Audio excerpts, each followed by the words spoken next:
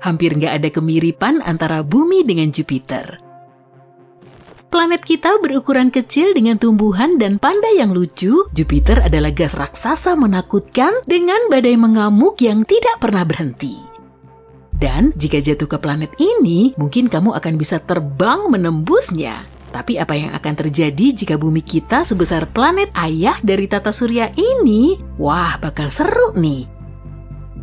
Jupiter begitu besar hingga ukurannya pasti nggak kebayang olehmu. Radiusnya sekitar 11 kali radius bumi dan sekitar 316 kali lebih masif.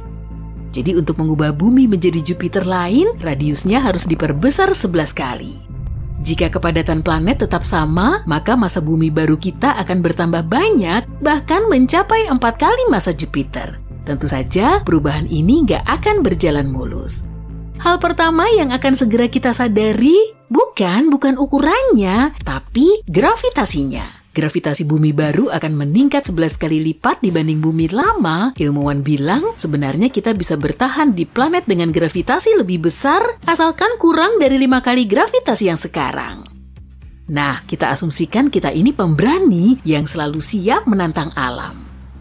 Akan seperti apa kehidupan kita? Gak begitu menyenangkan sih. Setelah tiap langkah, kamu harus duduk di bangku dan beristirahat seolah-olah kamu habis lari maraton. Ya, berjalan akan sesulit itu. Dan semoga aja kamu sanggup berdiri lagi nanti. Untuk bisa bergerak di planet ini, otot-otot kita harus sangat kuat. Makanan cepat saji bukan masalah lagi, karena untuk melangkah ke kulkas saja, kamu harus menjadi seperti atlet angkat beban. Gaya gravitasi bukan cuma berpengaruh terhadap gerakan, tapi juga terhadap ukuran semuanya. Apa kamu tahu kalau banyak astronaut yang tinggi badannya bertambah karena kondisi gravitasi di luar angkasa? Jadi kalau kamu khawatir akan bertubuh pendek, ini solusi untukmu. Di sisi lain, gravitasi yang kuat akan bikin kita semua lebih pendek. Ini bukan cuma berlaku pada manusia, tapi pada semua yang ada di planet kita. Pepohonan akan menjadi sangat kecil. Untuk tumbuh, pohon harus mengangkut air dari akar ke cabang, hal yang gak realistis untuk gravitasi sebesar itu. Jadi semua pepohonan akan berubah menjadi semak-semak kecil. Gunung-gunung juga gak ada lagi. Gunung terbesar sekalipun akan menjadi sangat kecil. Tapi paling enggak, semua orang jadi bisa menaklukkan Everest. Ini juga berlaku untuk hewan loh. Hewan peliharaan kita harus cepat berevolusi menjadi anjing corgi yang kuat untuk bisa berjalan. Dan tentunya, ucapkan selamat tinggal kepada burung-burung. Jika menurutmu penderitaan itu belum cukup, ayo kita tambahkan satu hal lagi. Kita akan sangat sulit bernapas. Tekanan atmosfer akan meningkat drastis, ini karena bumi akan mulai menarik udara ke arahnya dengan kekuatan besar. Kamu akan benar-benar merasakan bobotnya di punggungmu. Ingat apa kataku tentang istirahat sehabis tiap langkah tadi? Sekarang bayangin juga, kamu harus bernapas menembus bantal. Iya, dan bukan itu aja, tekanan atmosfer memainkan peran penting dalam perilaku molekul air. Air akan jauh lebih sulit mendidih maupun membeku, kebanyakan gunung es akan meleleh, dan mungkin kita juga nggak punya awan lagi. Semua uap air akan turun menerjang kita dalam derasnya hujan, kita akan beruntung kalau nggak langsung kebanjiran. Tapi yang aneh, akan ada kelebihannya juga loh. Misalnya semua yang di sekitar kita akan jadi jauh lebih lapang. Seandainya kita nggak kebanjiran, bahkan akan ada banyak area sepi di planet kita. Mungkin akhirnya harga tanah akan turun, tapi area yang belum dieksplorasi ini mungkin akan tetap tak tereksplorasi karena kita hampir nggak bisa pergi melintasi laut dan samudra. Bukan saja karena bergerak melintasi air akan sangat sulit, tapi juga karena seluruh perairan di planet ini akan 10 kali lebih luas. Tersesat di lautan biasa aja udah menakutkan, apalagi kalau lautannya 10 kali lebih dalam dan luas. Jadi nggak akan ada pelayaran lagi dan lupakan terbang dengan pesawat atau mengunjungi ruang angkasa lagi. Tapi sepertinya itu belum semua. Jika bumi seukuran Jupiter, gunung berapi juga akan meletus di mana-mana. Karena peningkatan massa, bumi akan sangat nggak stabil. Semua gunung berapi yang sudah mati akan menjadi aktif lagi dan di mana-mana akan ada lava serta gas beracun. Di tahun 1883, terjadi erupsi yang paling menghancurkan dalam sejarah manusia, yaitu erupsi Gunung Krakatau. Letusan terjadi di sebuah pulau kecil, tapi manusia di seluruh planet bisa merasakan dampaknya. Erupsi itu menghancurkan pulau tersebut, memicu banyak tsunami dan awan-awan gas beracun menyebar berkilo-kilometer jauhnya. Nah, sekarang bayangin ini, tapi 10 kali lebih parah. Itu yang akan terjadi di bumi yang sebesar Jupiter. Keadaannya mungkin akan mirip dengan jatuhnya Chicxulub, yaitu meteorit yang menyapu dinosaurus dari muka bumi. Lalu gas-gas beracun menyebar di seluruh planet yang menyebabkan salah satu kepunahan masif terbesar dalam sejarah bumi. Oh, dan kita juga akan kehilangan medan magnet. Wah, makin serem aja ya. Medan magnet sangat penting bagi kehidupan di bumi. Menurut Rory Barnes dari University of Washington, magnet bumi melindungi kehidupan di planet ini dari bahaya ruang angkasa. Ini mencakup segala jenis radiasi dan angin matahari. Di dalam planet kita terdapat inti besi cair yang bertanggung jawab memproduksi medan magnet. Jika tekanan di inti bumi meningkat karena gravitasi, medan magnet bumi akan hilang. Kita akan terpapar efek radiasi kosmik dan terlalu mengerikan sekalipun cuma dibayangkan. Oke, jadi kita sekarang tahu kalau kehidupan di bumi baru ini benar-benar akan mengerikan, tapi gimana dengan angkasa luar? Mungkin kamu pernah mendengar bahwa berkat gravitasinya yang kuat, Jupiter melindungi kita dari asteroid. Nah, ini akan menjadi tugas kita. Jupiter mengalami sekitar 24.000 tabrakan per tahun, dan sekarang ini jadi nasib kita. Kamu masih ingat meteorit Chicxulub yang tadi ku sebut? Tragedi yang sama terjadi terhadap planet kita tiap sekitar 100 juta tahun. Tapi jika ukuran bumi sebesar Jupiter, objek-objek ini akan menabrak kita tiap pekan. Kita juga harus mengucapkan selamat tinggal kepada bulan, satelit alami kita yang berada sangat dekat dengan kita. Jadi, jika bumi bertambah besar, ini benar-benar akan jadi bencana. Kita akan menyaksikan bulan terkoyak di langit. Tentu setelah itu, semua pecahannya akan menabrak kita. Salah satu teori mengatakan bahwa miliaran tahun lalu, bulan entah bagaimana terpisah dari bumi dan pecahan-pecahannya menyatu menjadi bola. Sekarang, kita seperti melihat alur mundur pembentukannya. Dan meskipun entah bagaimana bulan bisa bertahan dan tetap berada di orbit bumi, perubahan pasang surut air masih tetap akan drastis. Dampak perubahan ini akan sulit sekali diprediksi, tapi kemungkinan sebagiannya berupa banyak terjadi tsunami. Di sisi lain, kemungkinan kita akan memiliki beberapa bulan baru. Jupiter punya 79 bulan, ini akan menjadi pemandangan spektakuler. Itu kalau awan-awan gas dari semua letusan gunung berapi nggak menghalangi. Kemunculan planet raksasa kedua juga akan membawa konsekuensi signifikan bagi seluruh tata surya. Jangan khawatir, planet-planet lain gak akan menabrak kita. Banyak orang meremehkan betapa jauh jarak antara satu planet dengan planet lainnya. Tapi, bumi yang baru akan sedikit menggeser orbit planet-planet lain dan memengaruhi kecepatan rotasinya. Dan, rotasi bumi mengelilingi matahari akan jauh lebih lambat karena masanya yang sangat besar.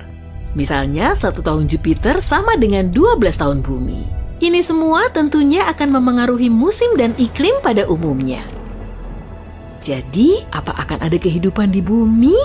Mengajukan pertanyaan ini saja kamu sudah bisa dibilang berani. Tapi jika suatu hari kita berhasil menemukan bumi super layak huni dan ukurannya mendekati Jupiter, akan menarik sekali untuk melihat. Objek luar angkasa ini memang sangat panas dan super ngebut. Para ilmuwan telah menemukan eksoplanet PAC 51 yang mengorbit bintang induk serupa dengan matahari. Sederhananya, eksoplanet adalah planet di luar tata surya kita yang nggak mengorbit matahari sebagai bintang induk. Planet ini kelihatan sangat beda dari semua planet yang pernah ditemukan. Diameternya hampir sama dengan Jupiter, tapi bobotnya cuma setengah kalinya. Dan kala revolusinya ternyata cuma berlangsung selama 4 hari. Meski sulit dipercaya, objek segede itu ternyata bisa bergerak super ngebut. Para ilmuwan juga mulai menemukan hot Jupiter di ruang angkasa. Sejumlah raksasa gas panas cuma berjarak jutaan kilometer dari bintangnya. Ada juga sejumlah objek langit yang orbitnya cukup dekat dengan sang bintang dan banyak di antaranya sedikit lebih besar dari bumi. Tata surya yang menjadi lokasi orbit hot Jupiter nggak seperti tata surya kita. Sistem planet kita sangat teratur. Planet berbatu yang ukurannya lebih kecil berada di orbit dalam, sedangkan raksasa gas jumbo berada di luar. Dan semua planet mengorbit matahari sesuai dengan lintasannya sendiri. Jadi, semua hal yang ada di dalamnya sudah tertata. Saat awal-awal terbentuk, bintang menghasilkan piringan gas, puing-puing luar angkasa, dan debu di sekitarnya. Objek ini kita kenal dengan sebutan piringan akresi. Gasnya kemudian akan tertarik menuju bintang oleh gaya gravitasi, kemudian menghasilkan pusaran bintang. Bagian luar piringan ini lebih dipenuhi gas daripada pusatnya. Lama-kelamaan, efek pusaran ini semakin kuat. Hal serupa juga terjadi pada hot Jupiter. Lalu sang raksasa gas mulai menaikkan kecepatan orbitnya dan terus bergerak mendekati bintang induk. Tapi untungnya, Jupiter di tata surya kita nggak berubah menjadi Jupiter yang panas. Raksasa gas kita ini berasal dari asteroid seukuran bumi yang dingin, jadi nggak sama seperti hot Jupiter. Selama pembentukannya, jarak Jupiter ke matahari sekitar 4 kali lebih jauh dari lokasinya sekarang, yaitu di antara Uranus dan Neptunus. Sekitar 2-3 juta tahun setelah terbentuk di cakram akresi matahari, Jupiter memulai fase 700 juta tahunnya yang juga disebut dengan Grand Trek. Trek sendiri adalah gerakan kapal menuju pelampung hingga menerobos dan mengitarinya. Kemudian kapal ini mempercepat geraknya dan kembali ke tempat semula. Hal yang sama juga mulai terjadi pada Jupiter. Saat migrasi orbitnya makin mepet, gravitasi planet ini bisa mindahin banyak asteroid dan benda langit lain, kemudian membelokkan orbit planet yang lebih besar hingga mengakibatkan tabrakan dan kehebohan. Grand Trek Jupiter bisa menghancurkan banyak objek besar dan skenario ini bisa aja terjadi, tapi untungnya Jupiter mengubah arahnya dan menjadi raksasa gas yang tenang. Neptunus, Uranus, dan Saturnus memulai versinya sendiri dalam proses yang mengharu biru ini. Saturnus berubah menjadi planet super bongsor hingga gravitasinya mulai menjauhkan Jupiter dari orbitnya. Tapi setelah beberapa saat, orbit raksasa gas ini menjadi terkunci, kemudian kedua planet bisa ngebersihin gas yang terdapat di sela-selanya. Karena gas ini menjadi bahan bakar dalam migrasi planet, Jupiter dan Saturnus akhirnya bisa menempati orbit stabil seperti sekarang. Jupiter masih bisa menarik beberapa asteroid es di planet dalam, dan saat planet kita masih muda, peristiwa ini bisa memicu pembentukan lautan di bumi. Tapi akhir-akhir ini, Jupiter jauh lebih tenang. Gaya gravitasi Saturnus telah bikin situasinya lebih stabil dan kini masih mengendalikannya. Jupiter adalah pelindung kita dan masanya 2,5 kali lebih berat dari seluruh planet lain di tata surya kita. Planet ini berperan sebagai perisai gravitasi yang mengorbit di sekitar tata surya bagian dalam. Jupiter mengalihkan reruntuhan antariksa dan asteroid yang masuk ke Merkurius, Venus, Bumi, dan Mars. Kita pun tetap aman karena Bumi selalu terlindungi. Dan planet kita jadi lebih leluasa dalam mengembangkan kehidupan yang lebih kompleks. Sampai sekarang pun Bumi nggak hancur oleh asteroid, hot Jupiter, atau objek luar angkasa lain. Jupiter bukan satu-satunya planet yang kemungkinan telah bertabrakan dengan Bumi. Para ilmuwan memperkirakan Merkurius pernah menabrak planet kita. Planet terdalam di tata surya kita ini berada paling dekat dengan matahari dan ukurannya paling kecil, malahan terus mengecil. Diameternya saat ini sekitar 14 km lebih kecil dibandingkan dengan 4 miliar tahun yang lalu. Menurut para ilmuwan, hal ini disebabkan oleh inti Merkurius yang terbuat dari besi. Jadi, besi ini semakin dingin, kemudian memadat dan perlahan ukurannya mulai menyusut. Merkurius punya kawah paling banyak di seluruh tata surya kita. Atmosfernya sangat tipis sehingga nggak bisa melindungi permukaannya dari gempuran meteor. Kawah terbesar di permukaan Merkurius minimal berdiameter 1.550 km, area segitu kurang lebih seluas Eropa Barat dari Jerman ke Portugal. Objek yang telah menghasilkan kawah segede itu pasti memiliki panjang sekitar 100 km. Dan karena permukaannya dipenuhi kawah, Merkurius kelihatan mirip seperti bulan. Skala revolusinya lebih singkat dari planet lain karena 1 tahun di sana berlangsung sekitar 88 hari di bumi. Artinya, kita bisa ngerayain ulang tahun setiap 3 bulanan. Meski begitu, skala rotasi Merkurius sangat lambat karena sehari di sana berlangsung hampir 59 hari di bumi. Wah, kita harus ekstra sabar nih kalau mau nunggu waktu tidur di Merkurius. Di planet kita ada bongkahan Merkurius loh. Pada tahun 2012, meteorit hijau ditemukan di pasar jalanan di Maroko. Para ilmuwan kemudian meneliti komposisinya dan mereka menyimpulkan benda itu kemungkinan berasal dari Merkurius.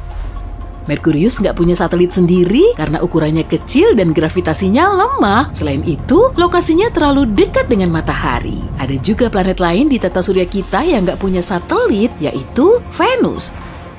Kerak Merkurius sangat tipis dan menurut salah satu teori pembentukannya, Merkurius telah mengalami tabrakan dahsyat hingga kehilangan sebagian besar keraknya. Peristiwa ini juga bisa menggeser Merkurius dari tempat aslinya. Wah, pantesan raksasa gas di tata surya kita juga nggak terbentuk di lokasinya saat ini. Selain itu, orbit Merkurius kelihatan aneh. Kemungkinan planet ini telah didepak keluar dari orbit lamanya, kemudian pindah ke orbit baru. Para ilmuwan juga meyakini Merkurius telah bertabrakan dengan bumi di awal pembentukannya. Salah satu teori juga mengklaim kalau peristiwa tersebut telah menghasilkan bulan dari materi yang berterbangan menjauhi lokasi tabrakan. Bahkan mungkin ada bongkahan kerak Merkurius yang ikut tercampur di dalamnya. Eksoplanet Kepler 107b dan Kepler 107c adalah sepasang planet yang mengorbit bintang induk serupa dengan matahari kita dalam sistem Kepler 107. Jaraknya sekitar 1.700 tahun cahaya dari kita dan kedua planet ini berukuran hampir sama dan berjarak 1,5 kalinya bumi. Tapi Kepler 107c hampir 3 kali lebih padat dari pasangannya, itu karena semua planet memiliki komposisi yang berbeda. Menurut perkiraan para ilmuwan, Kepler 107b kurang padat karena telah bertabrakan dengan planet lain yang nggak dikenal. Hantaman kuat ini mengikis sebagian permukaannya hingga tersisa inti super padat yang kaya akan besi. Komet raksasa telah menghantam Neptunus sekitar 200 tahun yang lalu, tapi karena Neptunus nggak berbatu-batu dan beratmosfer tipis seperti Mars atau Merkurius, para ilmuwan kesulitan untuk nyari buktinya.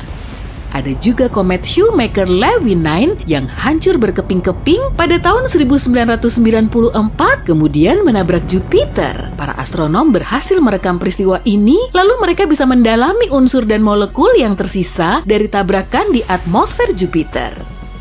Informasi ini bikin mereka tahu kalau jumlah karbon monoksida di lapisan atas atmosfer Neptunus lebih banyak dari lapisan bawahnya. Jadi mereka bisa menyimpulkan kalau komet besar telah menghantam planet ini karena komet mengandung karbon monoksida di ekor esnya. Uranus juga pernah dihantam objek jumbo hingga strukturnya berubah. Benda luar angkasa 2 kali lebih besar dari bumi telah menghantam si raksasa gas hingga posisinya miring. Akibatnya, planet ini kelihatan seperti menggelinding. Suhu Uranus juga sangat dingin, jadi kemungkinan objek yang terhempas ke dalamnya berupa protoplanet muda yang mengandung es dan batu. Sebagian serpihan dari tabrakan ini juga mungkin telah membentuk cincin tipis di sekitar Uranus. Serpihan ini masih menjebak panas yang berasal dari inti planet. Ada denyut energi misterius yang membombardir seluruh galaksi kita. Denyut ini berasal dari seberang semesta. Selama 10 tahun terakhir, para ilmuwan telah mengamati kilatan cahaya misterius menuju planet kita. Fenomena ini disebut dengan Fast Radio Bursts atau FRB. Dan sinyalnya bergerak melewati debu dan gas sejauh miliaran tahun cahaya. Wah, mainnya jauh banget ya. Bahkan sampai saat ini belum ada yang tahu pasti asal-muasalnya. Butiran pasir ada di mana-mana. Semuanya nempel di wajah, rambut, baju, dan sepatumu. Kamu sulit berdiri karena anginnya kenceng banget sampai bikin kamu terus jatuh. Tiupan angin dahsyat tiba-tiba menghempaskanmu. Sambil merangkak, kamu menuju pintu belakang. Tapi pintunya sulit dibuka. Sesampainya di dalam rumah, kamu mencoba bangkit dan mengintip keluar. Sekelilingmu dilingkupi awan, debu, dan gemuruh keras. Gawat, kamu harus segera minta tolong. Jadi semuanya bermula sejak sebulan yang lalu. Kamu sedang ada di kebun belakang rumahmu saat cuacanya sangat berangin. Tak lama berselang, kamu melihat tornado kecil di bawah pohon apel. Meski tingginya nggak sampai selutut, badai itu bisa memutar debu dan dedaunan.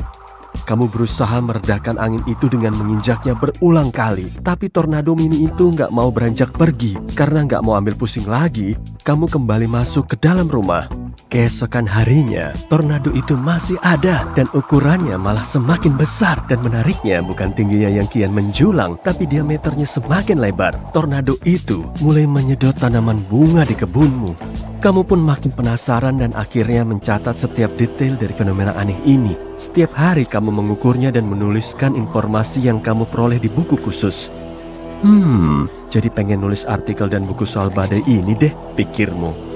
Suatu hari, pohon apel favoritmu sudah tumbang. Tapi kenapa bisa gitu ya? Tornado itu masih kelihatan tenang dan terlalu lemah. Jadi nggak akan mungkin menumbangkan pohon besar. Tapi setelah kejadian ini, kamu malah ragu sendiri. Salah nggak ya kalau kamu nggak segera minta bantuan? Dan ternyata salah.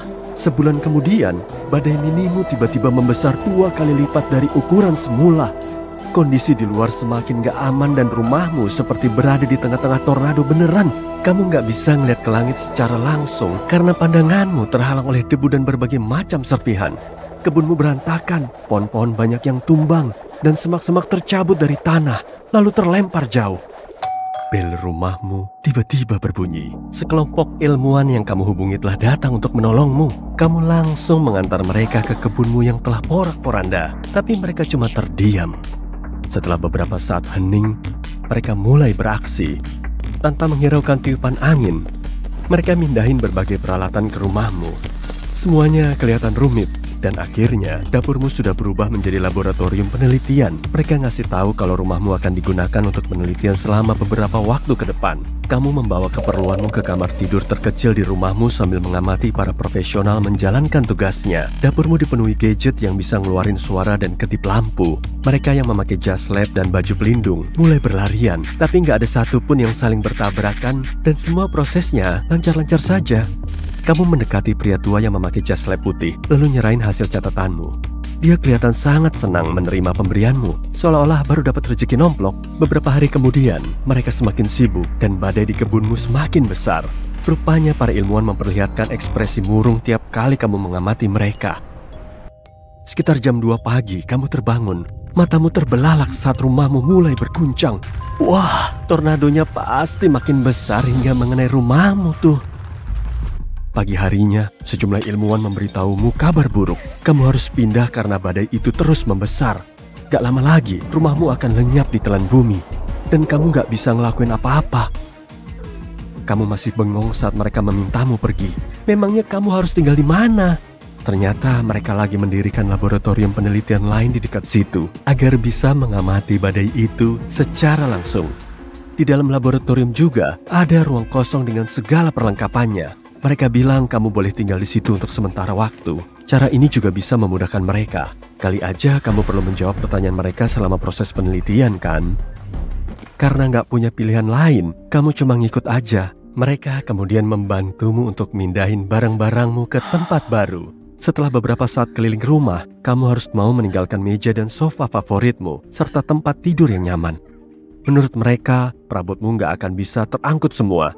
Dan keesokan harinya, kamu dapat kabar kalau rumahmu sudah lenyap di telan badai sekitar jam 4 pagi. Beberapa minggu berikutnya, pilihan badai besar itu sudah menelan 2 rumah tetanggamu, area hutan terdekat, sejumlah mobil, dan toko bunga. Tornado raksasa ini semakin mendekati danau besar sejauh beberapa kilometer dari kotamu. Para warga mulai dievakuasi dan pihak berwenang menetapkan status darurat. Suatu hari, para ilmuwan mulai berbisik-bisik dan raut muka mereka kelihatan lebih cemas dari biasanya. Karena penasaran, kamu nyari tahu ke salah satu dari mereka. Sesaat kemudian, si ilmuwan menjelaskan kondisi yang sebenarnya. Mereka telah nemu bukti yang mengonfirmasi ketakutan terbesar mereka. Jadi, menurut perkiraan, badai yang awalnya cuma berupa tornado kecil di rumahmu itu bisa berubah menjadi bintik merah raksasa di permukaan bumi. Awan merah pekat terus berputar berlawanan arah jarum jam pada kecepatan tinggi. Dan di bawahnya, kamu bisa ngelihat corak warna terang planet terbesar di tata surya kita, yaitu Jupiter, si raksasa gas. Awan ini dinamakan sebagai bintik merah raksasa, alias badai besar yang ada di atmosfer Jupiter. Tiupan angin di tengah-tengah badai ini sangat tenang. Tapi kecepatan badai di pinggirannya bisa mencapai 680 km per jam atau 2 kali kecepatan badai terdahsyat yang pernah menerjang bumi.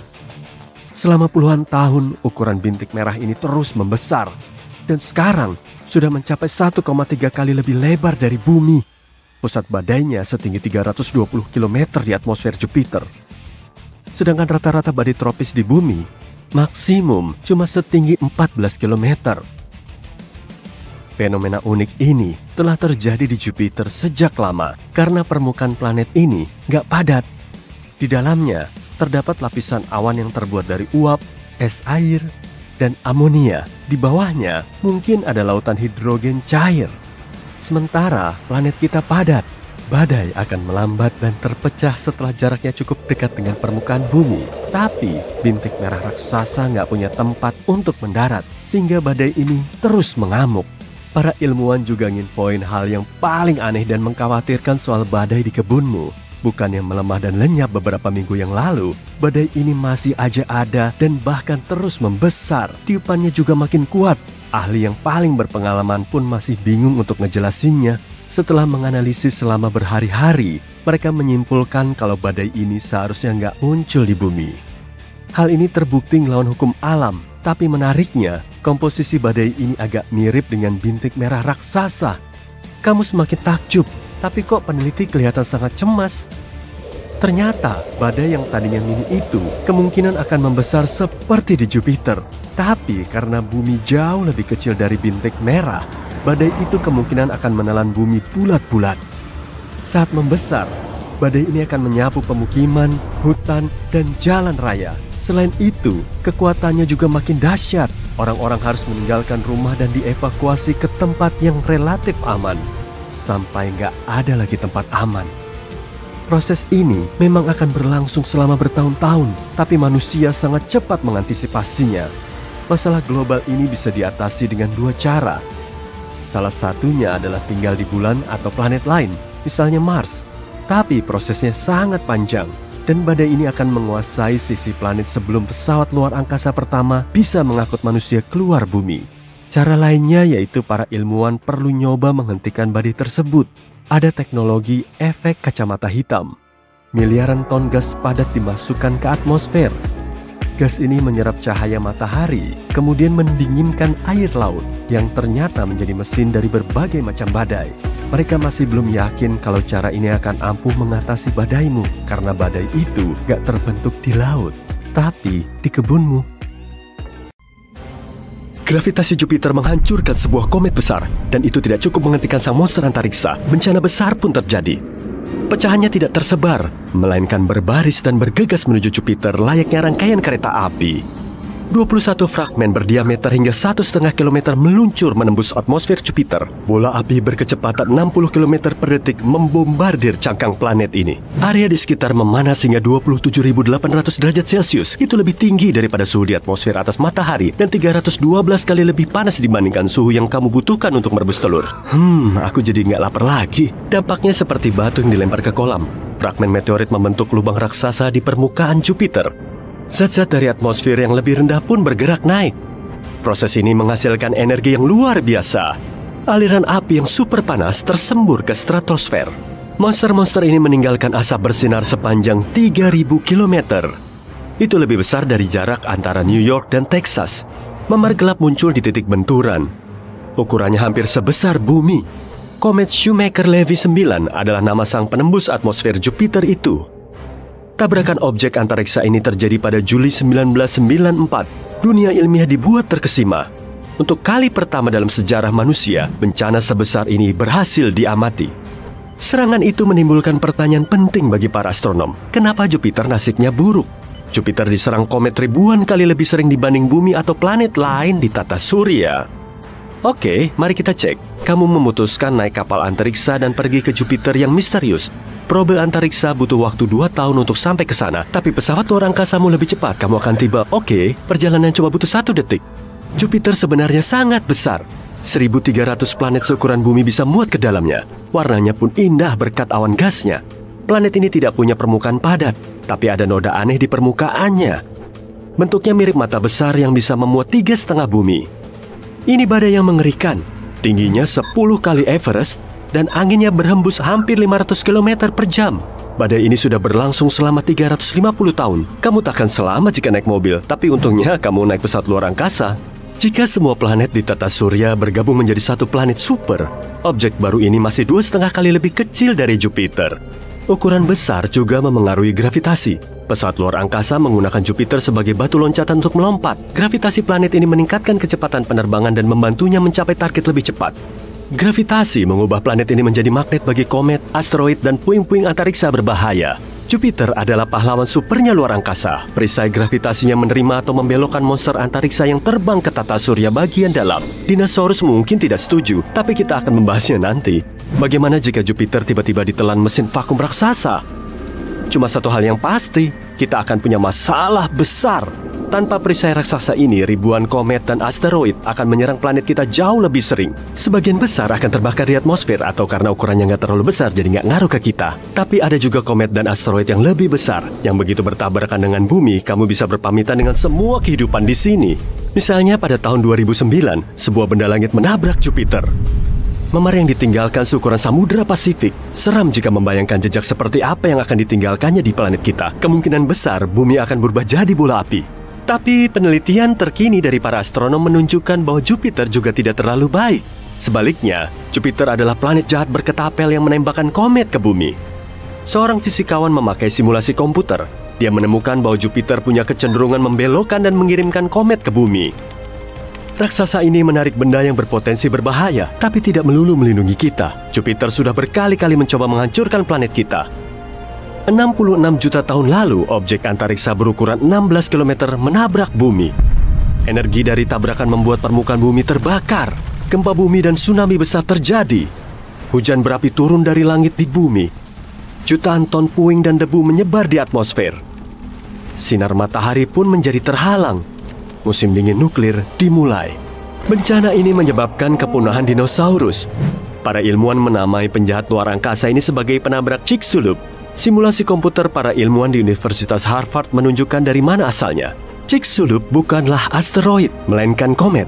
Berarti intinya bukan batu dan logam, melainkan es, debu, dan gas beku. Agak mirip bola salju kotor yang terbang menembus luar angkasa. Meteorit ini awalnya tak mengincar bumi, tapi Jupiter mengubah jalurnya. Komet itu pun dilempar ke arah kita. Pada tahun 1770, komet Lexell muncul di dekat bumi. Planet kita dan objek ini hanya terpisah jarak 2,2 juta kilometer. Agak dekat dalam hitungan luar angkasa. Komet Lexell lebih dekat ke bumi dibanding komet lain dalam sejarah manusia. Objek ini bisa menghentikan kehidupan di bumi. Komet ini terbang terlalu dekat ke Jupiter, dan planet raksasa itu menangkap dan mengirimnya ke kita. Jelas ini bukan aksi terpuji dari pahlawan super yang bertugas melindungi tata surya. Setelah 3 tahun, komet itu melewati kita. Terbang 2 kali mengitari matahari dan kembali ke Jupiter seperti bumerang. Kali ini raksasa itu mendorong komet ini keluar dari tata surya. Tapi jangan salahkan Jupiter. Para ilmuwan meyakini tanpa planet gas raksasa ini kehidupan di bumi kemungkinan besar takkan pernah ada. Jupiter mengirim meteorit ke arah bumi yang membawa molekul organik dan air. Meteorit ini ibarat fondasi kehidupan awal di bumi. Tak ada yang tahu kalau komet datang dengan bawaan berharga tanpa Jupiter dan gravitasi berbahayanya. Kalau kamu terbang jauh dari bumi ke tengah tata surya, kamu akan melihat matahari. 8 planet terbang mengitari bintang ini. Ada sabuk berisi lebih dari 1 juta asteroid di antara Mars dan Jupiter. Satu teori mengatakan pada awal-awal keberadaan tata surya hanya matahari yang ada di sini. Awan batu dan debu mengelilinginya. Partikel-partikel ini menarik satu sama lain dan membentuk planet dalam jutaan tahun. Jupiter tidak menginginkan tetangga baru. Gravitasi kuatnya mencegah bebatuan dan debu bersatu menjadi planet. Semua tetap berbentuk asteroid dan berkumpul dalam bentuk sabuk di dalam tata surya. Jika semua asteroid ini bergabung menjadi satu planet, akan ada objek kosmik yang beratnya hanya 4% massa bulan. Sebelumnya, sabuk ini padat asteroid. Tapi gravitasi Jupiter melemparkan 99% asteroid itu ke antariksa. Bukan cuma Jupiter yang berperan dalam perkembangan kehidupan di bumi. Penolong utama kita adalah bulan, satu-satunya satelit alam bumi. Jupiter punya 79 satelit dan setiap tahun jumlahnya makin bertambah. Jupiter juga dikelilingi cincin, tapi tidak seindah Saturnus dan tidak terlalu terlihat. Cincin ini terdiri dari partikel hitam kecil. Ini adalah debu yang dikeluarkan meteorit keluar angkasa setelah bertabrakan dengan bulan-bulan Jupiter. Bulan bertanggung jawab atas pasang surut laut bumi. Bulan mengatur kehidupan lebah, ikan, burung, dan amfibi. Bahkan kamu merasakan pengaruh bulan setiap harinya. Mengubah kecerahan cahaya bulan akan memengaruhi tingkat melatonin di otakmu. Hormon ini bertanggung jawab atas ritme sirkadian yang penting untuk tidur sehat. Bulan muncul berkat malapetaka lain sama seperti mayoritas objek antariksa lainnya. Jutaan tahun lalu, bumi mirip bola lava panas. Tidak ada air atau udara. Bumi hanya diselimuti karbon dioksida dan nitrogen. Saat itu, planet lain seukuran Mars masa kini menabrak bumi. Para ilmuwan menyebutnya Theia. Dengan kecepatan 14.000 km per jam, Theia menabrak bumi. Dampaknya begitu luar biasa, melemparkan jutaan ton bahan keluar angkasa. Puing-puing itu berkumpul menjadi bola yang kini dikenal sebagai bulan. Para ilmuwan sudah hampir memecahkan misteri bulan, tapi mereka belum tahu apakah ada inti solid di tengah Jupiter atau Jupiter cuma sup panas kental yang mengambang di luar angkasa. Jupiter punya lautan terbesar di tata surya yang terbuat dari hidrogen cair, bukan air. Jika ukurannya 80 kali lebih besar, Jupiter akan berubah menjadi bintang yang cerah. Jupiter adalah tempat unik yang takkan pernah dihuni manusia. Tekanan di dalam planet ini 2 juta kali lebih besar daripada permukaan bumi. Suhu ekstrim dan tekanan itu akan merusak setiap pesawat luar angkasa yang masuk terlalu jauh. Jadi sepertinya Jupiter hanya akan melindungi dan menjaga kita dari jauh. Bayangkan sebuah dunia yang sunyi dan beku. Dunia ini sangat tua, sekitar 4,5 miliar tahun. Planet ini nyaris nggak dipanaskan oleh sinar matahari dan ditutupi oleh lapisan es yang tebal. Planet ini lebih kecil dari bulan, tapi sedikit lebih besar dari Pluto. Namanya Europa. Satelit ke-6 Jupiter dan salah satu bulan terbesar di tata surya. Tapi, hal yang paling menarik dari tempat yang sangat jauh ini, tempat ini mungkin punya kehidupan. Ahli astronomi menganggap Europa sebagai salah satu tempat yang paling menjanjikan di tata surya untuk mencari bentuk kehidupan baru. Alasannya, bulan ini punya lautan air asin yang sangat luas dengan kedalaman 64-160 km. Ya, lautan ini tersembunyi di bawah lapisan es yang diperkirakan setebal 16-32 km. Tapi, bulan ini masih berpotensi untuk dihuni. Ahli astronomi menyatakan gumpalan air meletus dari celah-celah di lapisan es dan melepaskan isi lautan bulan keluar angkasa. Tentu saja, akan sangat menantang bagi misi pencarian kehidupan untuk mengakses lingkungan yang begitu dalam. Sisi baiknya, para ilmuwan sudah punya beberapa bukti ada kolam yang jauh lebih dangkal yang mungkin berada lebih dekat ke permukaan bulan. Kolam-kolam itu mungkin berada kurang dari 1,6 km di bawah es. Dan ada 2 hal yang menarik dari berita ini. Pertama, berita ini meningkatkan kemungkinan adanya kehidupan di Europa. Dan yang kedua, kalau memang benar, hal ini akan mempermudah misi-misi di masa depan untuk menemukan bentuk-bentuk kehidupan ini, kalau memang ada. Yang menarik, penemuan baru tentang kolam dangkal ini terjadi karena keberuntungan semata. Ilmuwan yang memimpin penelitian ini, Riley Kohlberg, secara nggak sengaja melihat presentasi koleganya, seorang ilmuwan planet. Ilmuwan tersebut menunjukkan gambar punggung bukit ganda di permukaan Europa. Dan Kohlberg ingat, dia pernah melihat punggung bukit serupa di bumi. Tapi, meskipun formasi seperti itu jarang ditemukan di planet kita, di Europa ada jauh lebih banyak. Studi berikut menunjukkan pegunungan di bulan Jupiter mungkin merupakan hasil dari siklus tertentu, mirip dengan siklus di bumi. Dalam siklus ini, air cair membeku dan kemudian mencair di dalam lapisan es, yang merupakan lingkungan yang bertekanan tinggi. Hal ini menyebabkan lapisan es bergerak ke atas berulang-ulang, menciptakan struktur berpuncak 2, atau setidaknya itulah yang terjadi di bumi. Kalau proses di Europa serupa, maka hal ini bisa membuktikan keberadaan perairan dangkal di satelit tersebut. Tentu saja, temperatur, tekanan, dan kimiawi di Europa sangat berbeda. Dan para ilmuwan belum tahu bagaimana perilaku es di sana. Karena itu, mereka nggak bisa memahami seberapa dalam atau besar kantong-kantong air atau berapa lama waktu yang dibutuhkan untuk mencair. Yang jelas, lingkungan di bawah es di Europa sangat mungkin terlindung dari radiasi Jupiter yang menghantam permukaan satelit. Dengan demikian, kemungkinan adanya kehidupan di Europa semakin besar. Sekarang, Mari kembali ke fakta bahwa lautan di Eropa tampak asin. Garis-garis merah di permukaan satelit mungkin punya warna ini karena kandungan kimianya. Kemungkinan besar itu adalah campuran air dan garam yang membeku. Ini sangat nggak biasa karena komposisi seperti itu gak cocok dengan zat apapun yang dikenal di bumi. Adapun bintik-bintik kuning di permukaan Eropa mungkin disebabkan oleh keberadaan natrium klorida. Kamu mungkin mengenal zat ini sebagai garam dapur. Ilmuwan mencoba menciptakan kembali kondisi di Eropa di laboratorium. Mereka menemukan dengan menggabungkan air, garam dapur, suhu beku, dan tekanan tinggi, mereka bisa mendapatkan jenis kristal padat yang baru. Zat ini mungkin ada di dasar lautan Eropa dan di permukaan bulan. Tapi, selain informasi ini, peneliti masih belum tahu banyak. Mudah-mudahan kita akan menemukan jawaban atas beberapa pertanyaan ini sekitar tahun 2030. Pada saat itulah, sebuah misi bernama Europa Clipper yang akan diluncurkan oleh NASA mungkin akan mencapai Eropa. Misi ini akan melakukan beberapa kali terbang lintas dan mencari tahu apakah ada bentuk kehidupan di bulan. JUICE, singkatan dari Jupiter Icy Moons Explorer, milik Badan Antariksa Eropa, juga akan mengunjungi Eropa dalam beberapa tahun ke depan. Tapi Eropa bukan satu-satunya tempat di tata surya yang mungkin menjadi tuan rumah atau pernah menjadi tuan rumah bagi kehidupan. Pada 2003, Mars Express, wahana antariksa yang diluncurkan oleh Badan Antariksa Eropa, menemukan metana di atmosfer Mars.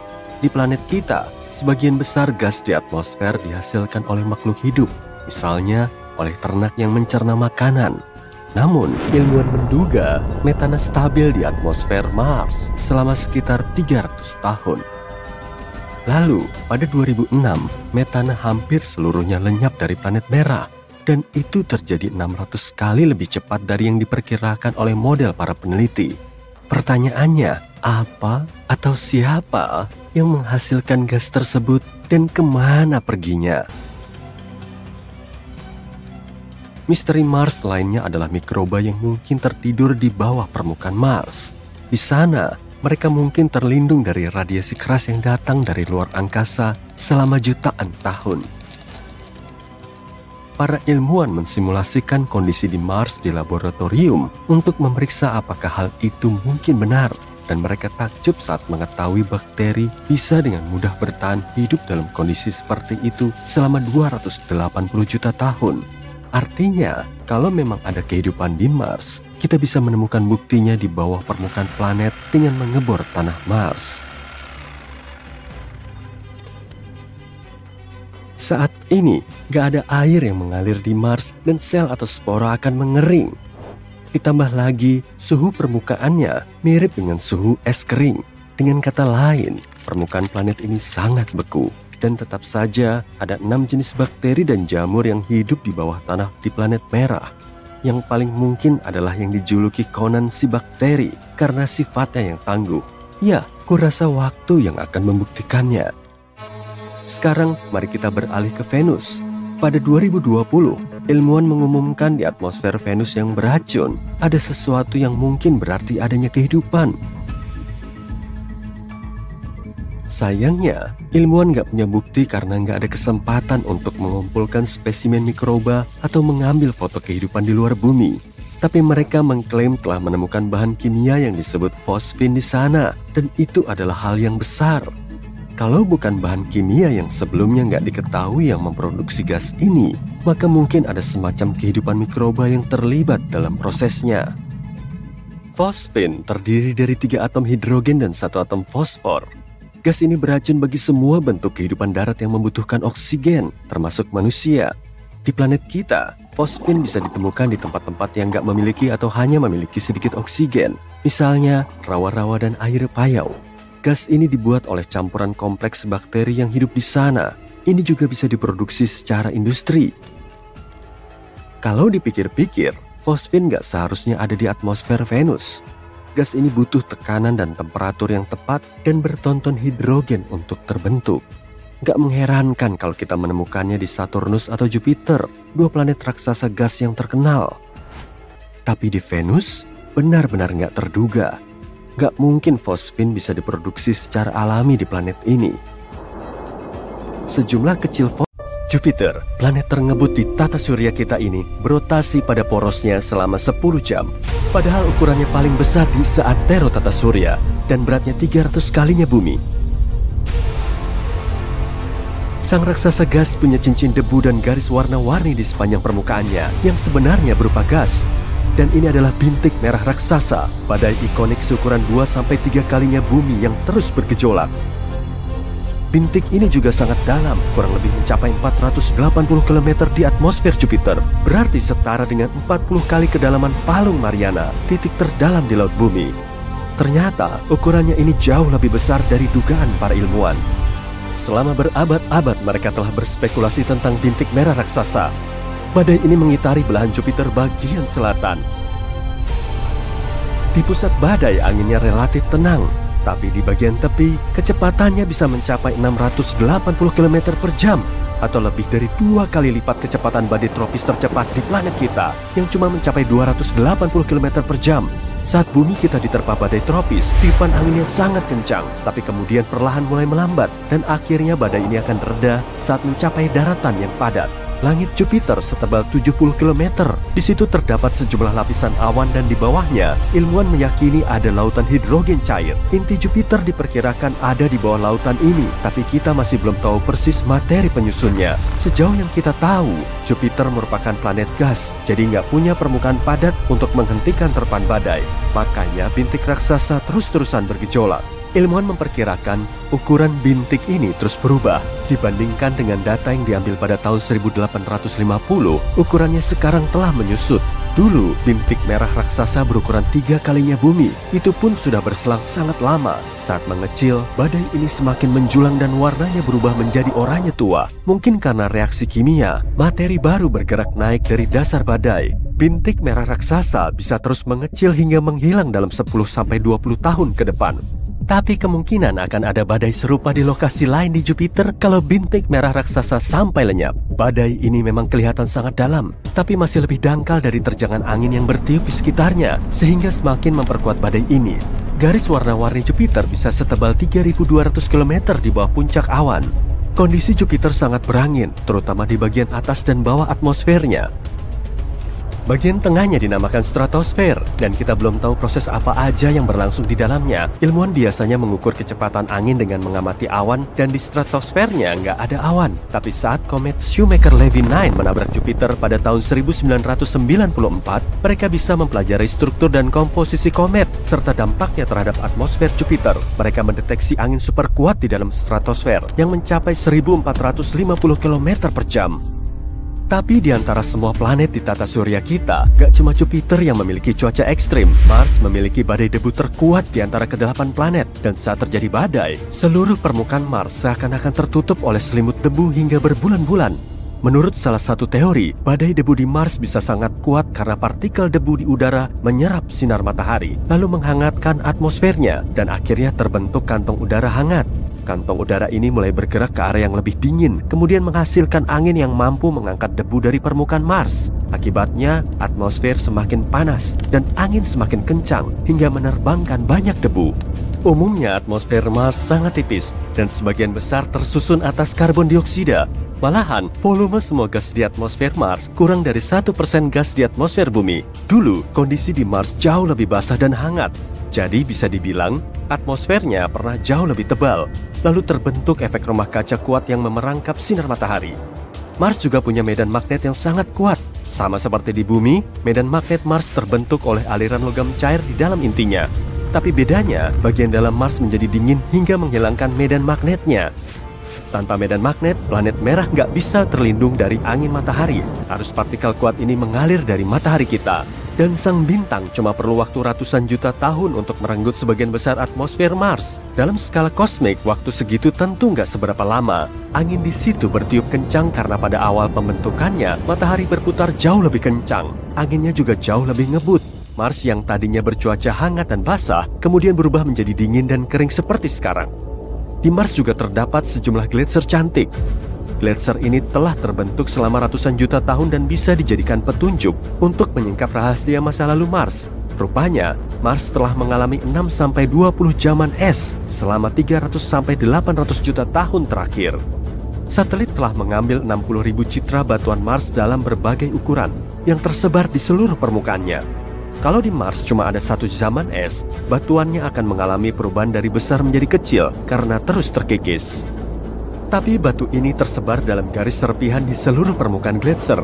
Masing-masing garis menampilkan perbedaan aliran air karena terbentuk di zaman es yang berbeda. Gletsernya berfungsi seperti kapsul waktu yang di dalamnya terdapat semua gas, batuan, atau mikroba. Maka, ilmuwan bisa memahami perubahan iklim di Mars dan mencari tahu kemungkinan adanya kehidupan yang pernah berlangsung di situ. Mereka juga nggak perlu mengebor jauh ke dalam kerak Mars untuk mencari tahu. Semuanya ada di permukaannya. Kalau bisa menapakkan kaki di Mars pada masa 4 miliar tahun lalu, mungkin kamu akan melihat bencana banjir dahsyat. Ilmuwan meyakini banjir besar itu terjadi karena benturan meteor raksasa. Karena terkena panas, es di permukaan Mars mulai meleleh. Banjir ini kemudian menyebabkan riak dan gelombang besar pada batuan sedimen. Ada juga fitur berbentuk gelombang setinggi lebih dari 9 meter, terpisah sekitar 135 meter. Kondisi cuaca di Saturnus juga terbilang unik. Sambaran kilat di sini bisa 10.000 kali lebih kuat daripada di bumi.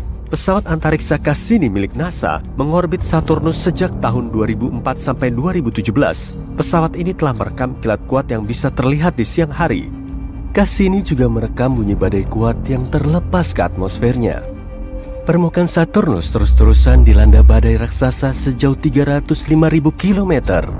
Badai ini hampir mengepung seisi planet. Di kutub utaranya terdapat awan raksasa berbentuk segi enam.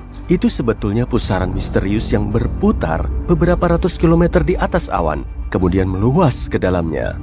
Tapi Saturnus juga punya sisi yang tenang, sama seperti di Jupiter, Uranus, dan Neptunus. Di planet ini juga sering muncul aurora cantik. Sebagian besar atmosfernya mengandung hidrogen, sehingga aurora ini cuma terlihat dalam panjang gelombang ultraviolet. Kamu bisa mengamati rona tercerahnya pada senja dan sebelum tengah malam. Di atmosfer kutub selatan Venus terdapat badai raksasa yang terus berpusar. Ukurannya seluas benua Eropa dan kemungkinan telah ada di situ sejak sekian lama. Atmosfer Venus bergerak 60 kali lebih cepat daripada rotasinya, dan Venus adalah planet terpanas di tata surya kita. Hujan yang mengguyur permukaannya nggak akan bisa meredakan badai karena tetesannya berupa asam sulfat yang langsung menguap sebelum sampai di tanah.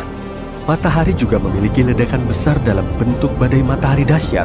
Badai ini membawa radiasi kuat dan partikel debu yang bisa menyebabkan kerusakan parah pada satelit pendeteksi aktivitas matahari. Dan satelit ini memberi kita informasi kalau terjadi masalah. Badai matahari ekstrim sering bikin para ilmuwan kelimpungan. Sekitar 160 tahun yang lalu, suar matahari kuat menyebabkan masalah serius pada komunikasi telegraf global. Kemudian sekitar 30 tahun yang lalu, suar matahari menyebabkan 6 juta orang kehilangan pasokan listrik selama 9 jam. Ada juga teori yang bilang aktivitas matahari telah menyebabkan Titanic tenggelam. Peristiwa ini juga bertepatan dengan munculnya aurora borealis yang cantik. Sebagian orang meyakini badai matahari mungkin telah mengganggu sistem komunikasi dan navigasi kapal, lalu memunculkan misteri yang sampai saat ini belum terpecahkan. Apa jadinya kalau planet kita terbagi dua? Satu planet berisi daratan semua dan satu lagi air? Apa kita bisa hidup di sana? Gimana caranya? Nah, kamu beruntung banget karena aku bakal menjawab pertanyaan itu sekarang. Bayangkan bumi dibagi jadi dua planet dengan satu orbit. Oke, sebut saja planet ini batuan dan air. Iya, emang gak kreatif banget. Lanjut ya, kita mulai dengan batuan karena lebih gampang dibayangkan. Tapi pertanyaannya, apa yang bakal terjadi kalau semua samudra di bumi tiba-tiba kering? Kita tahu air itu sumber kehidupan kan? 70% permukaan bumi terdiri dari air. Ada banyak banget air. Bahkan, meskipun semua samudra dan laut hilang, masih ada air yang tersisa. Misalnya, di sungai bawah tanah. Tapi sayangnya, air itu nggak cukup untuk menopang kehidupan kita. Semua makhluk laut akan hilang. Nggak lama setelah itu semua hewan, tumbuhan, dan tentu saja manusia akan punah juga. Hutan yang kering, cepat atau lambat akan terbakar sampai tinggal abu. Hei, nggak seburuk itu. Masih ada kehidupan kok dalam suatu wujud. Ada bakteri yang bikin kecoa iri. Makhluk ini bisa bertahan dalam segala kondisi. Contohnya nih, Extremophile sudah berevolusi untuk hidup tanpa air. Mikroba ini bisa bertahan di lingkungan super panas atau asam tanpa air atau bahkan sinar matahari. Tanpa mikroba ini, batuan akan jadi planet yang tidak berpenghuni. Tapi mungkin saja nanti Extremophile bisa berevolusi jadi wujud keren yang bisa bertahan di mana saja. Tapi sekarang, batuan cuma batuan yang mengapung.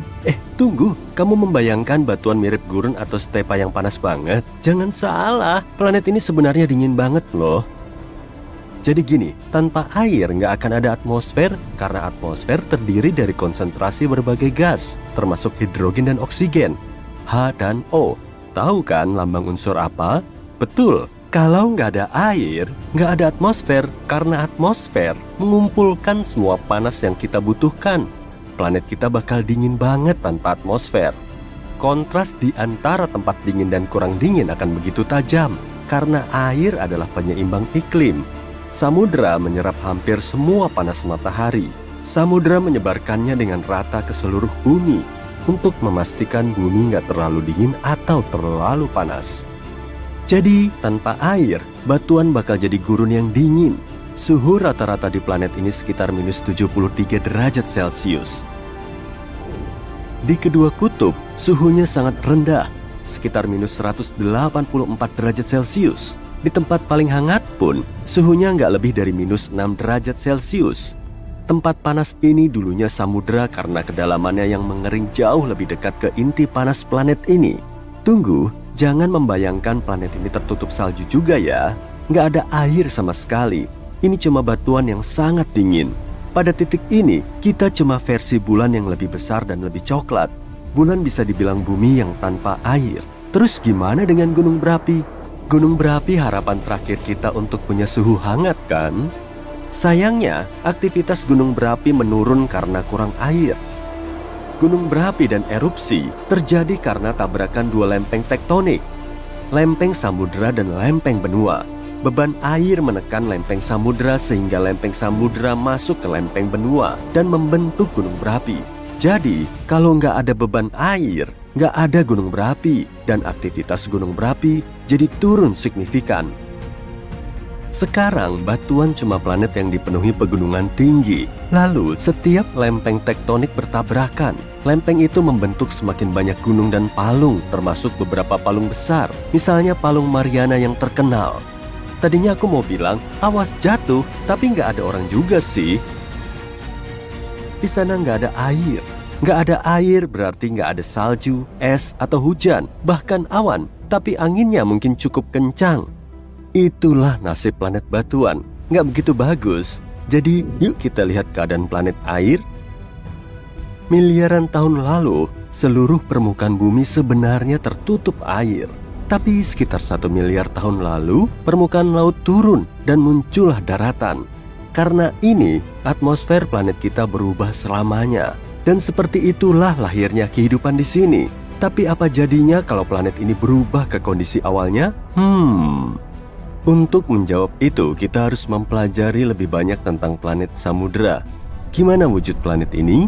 Oh iya, hampir saja lupa. Kita nggak tahu. Planet seperti ini belum ditemukan karena sangat langka. Emang ada sih satu planet yang nggak mencolok dan bisa disebut planet samudra. GJ1214b di konstelasi Ophiuchus. Iya, susah banget nyebutnya. Tapi planet ini pun nggak kaya yang kita bayangkan. Air di planet ini aneh dan sangat unik. Saintis menyebutnya es panas atau air yang super cair. Dan kita belum pernah melihat hal seperti ini. Yang jelas, planet samudra susah banget ditemukan karena banyak alasan fisik. Planet-planet ini butuh suhu dan tekanan yang sangat spesifik. Tapi secara hipotesis, gimana sih wujud planet ini? Tentu saja, planet ini nggak mungkin sepenuhnya air. Kamu nggak membayangkan akan ada gumpalan air raksasa yang berputar mengelilingi bintang kan? Planet samudra tetap seperti planet dengan inti dan semacam pondasi. Jadi, bayangkan semua air di bumi yang dulu bercampur jadi satu samudra raksasa dan asin. Wow, makhluk laut pasti senang tuh, tapi kita enggak. Satu-satunya hewan yang bisa selamat dalam situasi ini, kecuali ikan, Mungkin burung yang bisa berenang dan makan ikan. Kayaknya, meskipun permukaan laut naik drastis, setidaknya masih ada beberapa pulau yang berada di atas air. Mungkin pulau itu dulunya puncak gunung tinggi, kayak Gunung Everest. Jadi, kalau burung-burung ini bersarang di sana, mereka bisa bertahan lama. Tapi kita gimana? Kita masih punya kesempatan kalau kita punya cukup waktu untuk bersiap menghadapi banjir besar. Kita bisa selamat di kapal selam atau kapal raksasa. Kita bisa menanam makanan di kapal dan memancing ikan dari laut. Tapi tanpa Pulau Everest, kita nggak akan bertahan lama. Kalau nggak bisa berlabuh saat kapal bocor, kita nggak akan bisa memperbaikinya. Sayangnya, air minum sudah nggak ada. Sumber air minum cuma dari hujan atau dengan memfilter air laut. Tapi tetap harus ditampung kan? Wadah air ini bakal memakan tempat dan sangat berat. Tapi secara keseluruhan, planet air nggak buruk-buruk amat. Suhunya cukup hangat dengan rata-rata sekitar 10 derajat Celcius. Dan perbedaan suhu tertinggi dan terendah juga nggak jauh. Dari minus 29 derajat Celcius di kutub sampai 21 derajat di khatulistiwa. Dibanding planet batuan, planet air lumayanlah. Radius planet air bakal sedikit lebih besar dibanding bumi karena volume airnya. Tapi kepadatan planet ini cukup rendah, gravitasi juga melemah. Nah, kalau kedua planet ini ditempatkan di orbit bumi, setelah beberapa saat, keduanya akan berjauhan dan mengikuti lintasan yang berbeda. Planet ini akan selaras supaya nggak bertabrakan. Di salah satu planet ini, 1 tahun akan berlangsung selama 12 bulan. Tapi di planet satu lagi, cuma 10 atau 11 bulan. Ya, begitulah. Ada fakta seru nih. Semua ini bisa betulan terjadi nanti. Pertama, kerak bumi semakin tipis. Hei, aku suka kerak tipis, tapi bukan kerak bumi juga sih.